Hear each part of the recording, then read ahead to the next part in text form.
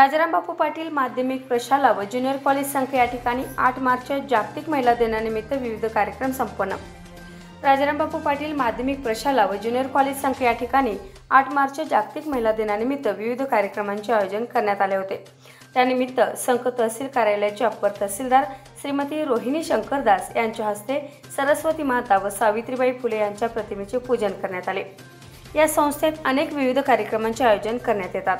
संख सारख्या ग्रामीण भागात सुद्धा या संस्थेत महिलांविषयी जनजागृती करून खरोखरच सामाजिक बांधिलकी जपली आहे। श्री निलंबिका बसवेश्वर शिक्षण संस्थेचे कार्य उल्लेखनीय आहे। श्रीमती अप्पर तहसीलदार रोहिणी शंकरदास यांनी यावेळी संस्थेचे कौतुक केले व मुलींवर योग्य संस्कार व त्यांच्या हक्काची जाणीव करून देणे ही काळाची गरज बनली आहे, असे अप्पर तहसीलदार रोहिणी शंकरदास म्हणाल्या। यावेळी आपल्या पंचक्रोशीत बालविवाह कोणालाही करून देणार नाही अशी शपथ घेण्यात आली। यावेळी संस्थापक, अध्यक्ष तसेच शिक्षक, शिक्षकेतर कर्मचारी, ग्रामपंचायत सदस्य उपस्थित होते।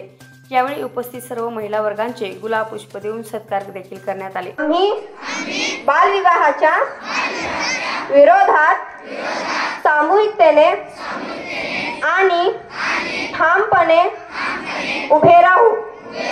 आम्ही आमच्या परिवारात आणि गावात, वाड्या वस्तीवर, शहरात आणि पंचक्रोशीत कोणालाही बालविवाह करू देणार नाही।